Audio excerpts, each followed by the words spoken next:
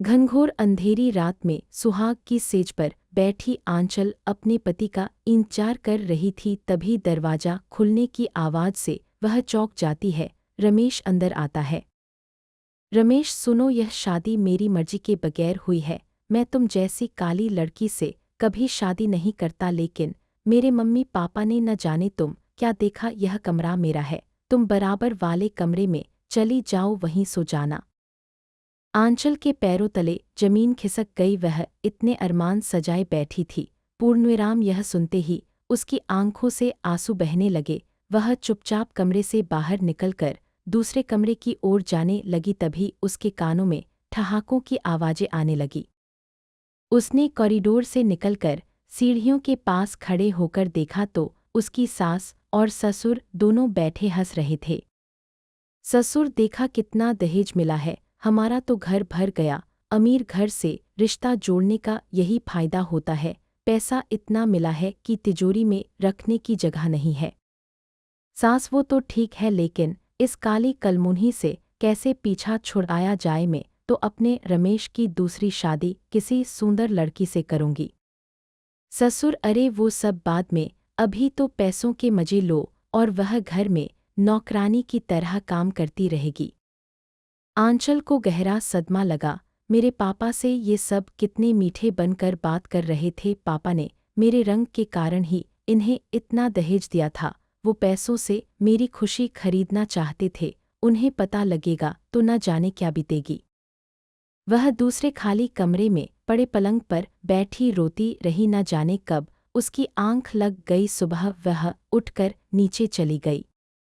सास, बहू, तू अपने मायके फ़ोन कर दे, वो तुझे पगफेरे के लिए आज ही ले जाए। यहाँ हम तेरी मुंह दिखाई कर नहीं सकते, सब हमारा मजाक उड़ाएंगे।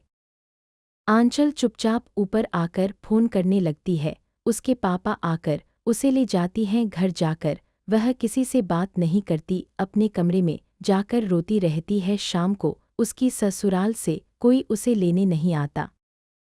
आंचल को बहुत गुस्सा आता है। वह चुपचाप स्टोर से चूहे मारने की दवा लाकर पी लेती है और अपने कमरे में पहुंच जाती है। कुछ देर बाद वह खड़े होकर इधर उधर देख रही थी। वह अपने आप को बहुत हल्का महसूस कर रही थी। तभी वह देखती है सामने उसका ही शरीर पड़ा था।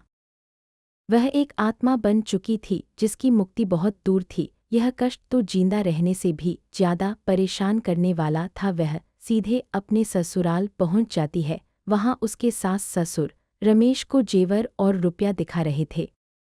रमेश, मुझे आप लोगों पर गुस्सा आ रहा था, लेकिन अब समझ आया आपका ये प्लान था। तभी उन्हें कमरे में जोर से हवा चलने का एहसास होता है। कमरे की सारी खिड़कियां बंद थी। उसी समय सामने दीवार पर लगी घड़ी नीचे गिरकर टूट जाती है। कमरे की लाइट भी धीरे धीरे कम होती जा रही थी। पलंग पर पैसे और जेवर बिखरे पड़े थे।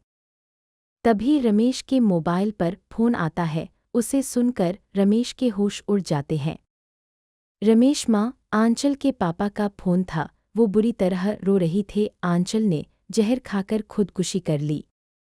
सास, चलो, अच्छा हुआ खुद ही पीछा छूट गया। चल अभी तो वहाँ चलते हैं। कुछ दिन बाद मैं तेरी पसंद की लड़की से शादी करा दूंगी। तीनों दरवाजों को और चल देते हैं, लेकिन यह क्या दरवाजा अपने आप बंद हो जाता है। सास, कौन है? तभी कमरे अंधेरे सा होने लगता है। कमरे की रोशनी अपने आप कम होने लगती है। ससुर, अरे खिड़की खोलकर किसी को आवाज तो लगता है। दरवाजा बाहर से बंद है।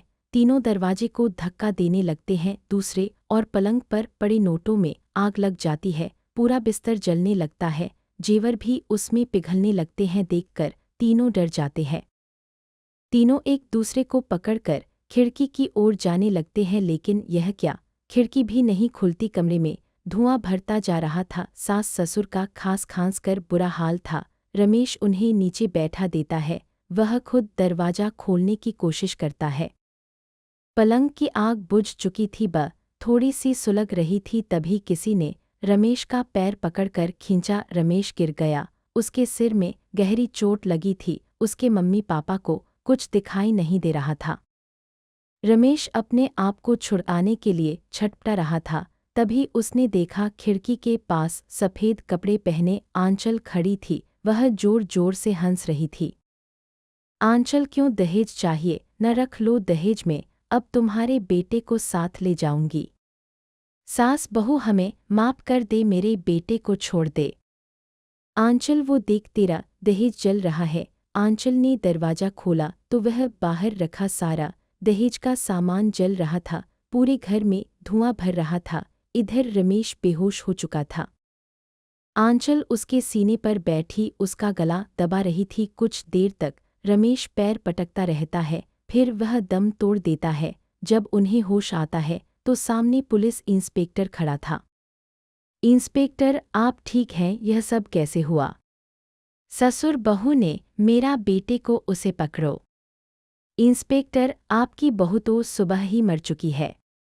सास नहीं, हमारे सामने ही उसने मारा है मेरे रमेश को, उस मत छोड़ना। रमेश के मम्मी पापा इंस्पेक्टर से गुहार लगा रहे थे, साहब हमें बचा लो, नहीं तो वो हमें भी मर देगी। वह यही है, आप उस कमरे में देखो। इंस्पेक्टर पूरा घर देख लेता है लेकिन कोई नहीं मिलता। रमेश की लाश को पोस्टमार्टम के लिए भेजकर वह चला जाता है। इधर आंचल का शव लकड़ियां पर रखा था। उसके पिता बिलख बिलख कर रो रहे थे। सभी रिश्तेदार जो कल तक शादी की खुशियां मना रहे थे, आज उदास खड़े थे। आंचल यह सब देखकर रो रही थी। पापा, काश मैं इन लालची लोगों के यहाँ उसका रिश्ता नहीं करता। कम से कम मेरी बेटी मेरे घर में तो रहती। अब मैं किसे देखकर जींदा रहूंगा। अंतिम संस्कार के बाद सब चले जाते हैं। आंचल अब अपने अगले शिकार अपने सास ससुर को मारने चल देती है। दोस्तों, कहानी अच्छी लगी हो तो चैनल को लाइक, शेयर और सब्सक्राइब करें।